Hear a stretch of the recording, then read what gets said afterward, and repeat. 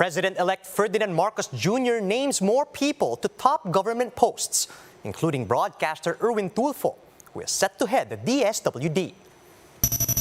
The outgoing administration highlights their accomplishments in the Duterte Legacy Summit. Some businesses are now feeling the pinch of the food supply shortage. Amid the looming food crisis, some groups are pushing for rabbit as an alternative meat. And the Boston Celtics are back in the NBA Finals after winning the Eastern Conference Finals against the Miami Heat.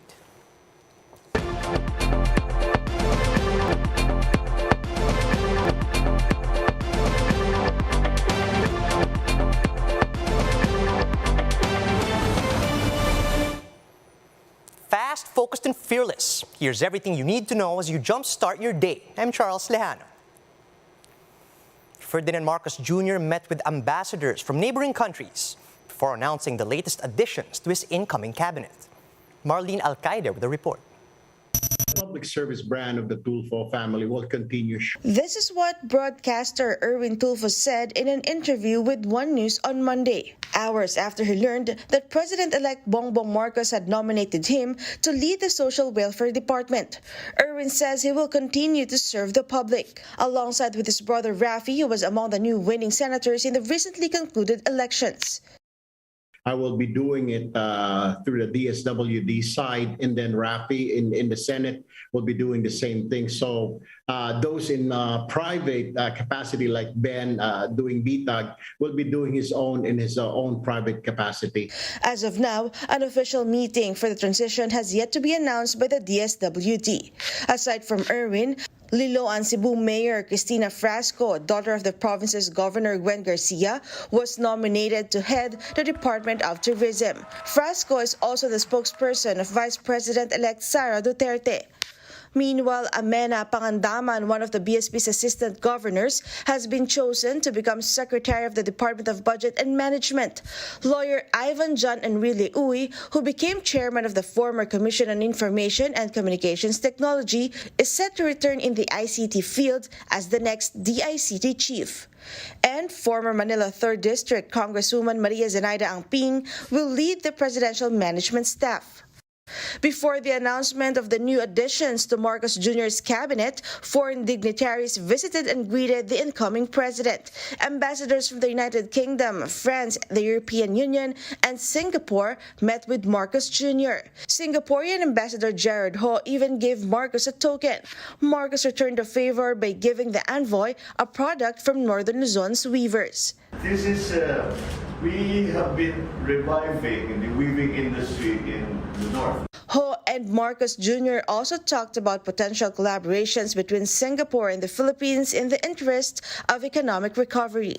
We see a lot of growth potential in the Philippines, and we hope to see more and more Singapore companies coming into the Philippines market. The president of Singapore even invited President-elect Marcos for a state visit to the city-state. Economic revival was also the main topic between Marcos Jr. and UK Ambassador Laura Bofis. Along with peace efforts in Mindanao, human rights and press freedom, on the topic of the RAW at the West Philippine Sea, the British ambassador had this to say. We're really focused on international law and international maritime law in particular, and UNCLOS. So we've been working very closely with the Philippines in the past and will continue to do so to support maritime law through training, but also through joint exercises. For News 5, Marlene Alcaide, we are One News. Amid the ongoing transition between the Duterte and the Marcos Jr. administrations, the outgoing government held the first day of the Duterte Legacy Summit. During yesterday's event, key officials touted their achievements over the past 6 years. Maricel Halili with a story. With more than a month left before his term ends, President Duterte is almost finished packing. Executive Secretary Salvador Medialdea said the outgoing president has already sent home of his staff to Davao. 2-3 months ago, papadala na siya ng mga gamit. What's his plan? I really don't know. He said he was going to teach mga ganun ng mga... Sa Davao na po, sa Davao. Despite the busy schedule under the transition period, the outgoing administration released its final report on President Duterte's accomplishment in the past 6 years. During the first day of the Duterte Legacy Summit in Pasay City, Defense Secretary Delfin Lorenzana highlighted their achievements in the security front. Tinutugunan ng NTF-ELCAC ang mga suliraning sinasamantala ng communist terrorist groups sa pamamagitan ng Barangay Development Program o BDP. Transportation Secretary Arthur Tugade meanwhile defended NAIA. This came after it was tagged as the worst business class airport by global luggage storage app Bounce. It is an app based on a study that has no fundamentals or parameters, and you don't know how the conclusion was made. Finance Secretary Carlos Dominguez, for his part, touted a higher revenue from sin tax collections. Our historic high credit rating were maintained amidst downgrades among our peers globally. This is a testament to the excellent record of prudent spending and fiscal discipline. Despite these achievements, some government officials admit that there is still a lot of things to be done. Testing czar Vince Dizon said the turnout for booster shots must be improved. The Secretaries of Education, Labor, and Health are expected to share their final report on the last day of the Duterte Legacy Summit. For News 5, Maricel Halili, We Are One News. The Agriculture Department is looking to tap import substitutes amid the food supply shortage in the country. Shaila Francisco brings us the details. It's been more than a month since this fast food chain offered regular fries.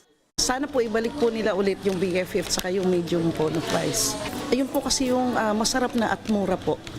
In a statement, McDonald's Philippines explains that medium and large fries remain unavailable due to the global freight crisis. The bigger-sized fries will be available starting June 1, but only for delivery to ensure enough supply. Other restaurants are also having a hard time sourcing supply due to limited stock. The Agriculture Department explains that there is a global shortage of chipping potatoes used by some businesses. However, the problem is not limited to fries. This donut store is also halting operations due to shortage in flour. Meanwhile, a fast food restaurant also flagged a shortage in chicken oil. While this burger place also ran out of patties, they have no choice but to increase prices by 7 pesos. Resto PH explains that aside from the limited supply, deliveries are also delayed. Shipments take longer, more than a month to be exact, up from the usual 1 to 2 weeks. Globally, there's enough food supply to feed everyone, but the problem is distribution. In some countries, like I said, fuel prices, conflicts in Ukraine, global shipping crisis, that plays a large part in getting products to you on time and at sufficient acceptable cost. For its part, the DA said they are monitoring 16 countries that have banned exports worldwide of several products. This include wheat, oil, sugar, beef, potato, flour, among others. For now, the DA is looking to tap import substitutes while encouraging businesses to buy local for the meantime. Shaila Francisco, We Are One News. Amid issues in the global food supply chain, the Agriculture Department says the Philippines has the option to buy local for now, but the budget for this is limited. DA Assistant Secretary Noel Reyes told The Big Story that the government has programs that aim to allow the country to stick with local produce for now and temporarily not rely on imports. These include plant and other subsidy measures for farmers. And Reyes, however, admitted that the budget allotted for these programs are simply not enough.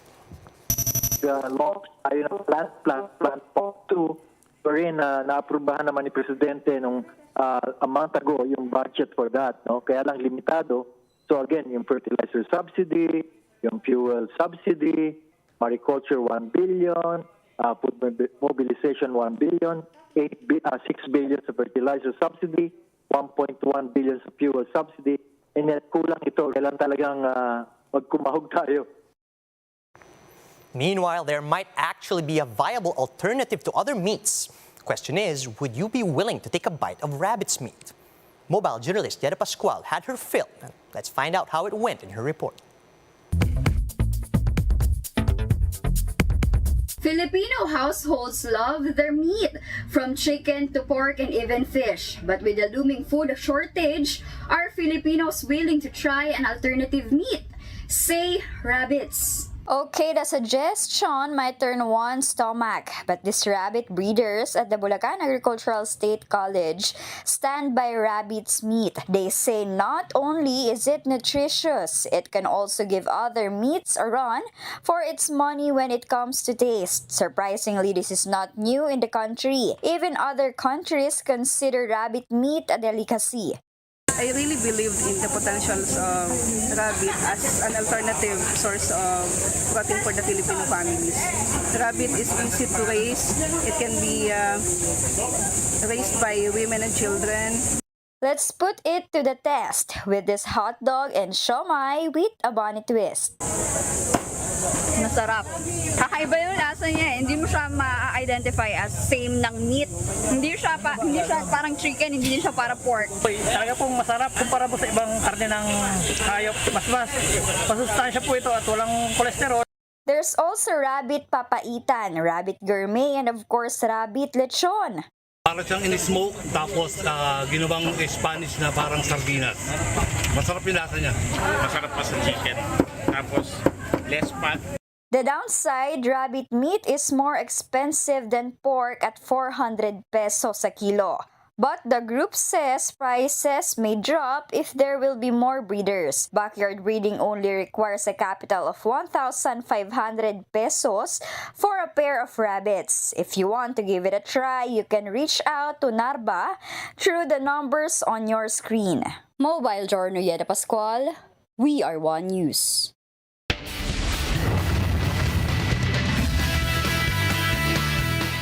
In sports, the Boston Celtics are off to the NBA Finals. Led by Jason Tatum with 26 points, the Celtics dominated the Miami Heat in Game 7 of the Eastern Conference Finals yesterday. The Celtics led the Heat all throughout Game 7 with a lead that ballooned to 17 at one point. And in the dying minutes of the game, Jimmy Butler and the rest of the Miami Heat threatened to steal the win from behind, even coming within 2 points to tie. But their 9 straight misses earlier in the fourth quarter proved impossible to surmount, and the Celtics took Game 7 at 100-96. The Celtics will now be facing the Golden State Warriors in the finals, hoping to bring home the crown that was last seen in Boston way back in 2008. Here are the stories to watch out for later today. The Duterte Legacy Summit continues at the PICC in Pasay. The government will head the deployment of the first batch of hotel workers to Israel. And the action continues in the UAAP Season 84 Women's Volleyball. And that's how the day is shaping up to be.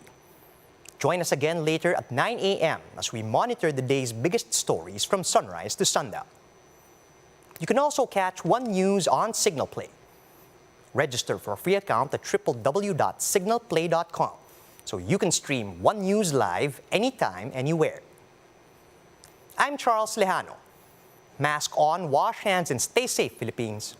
We're One News.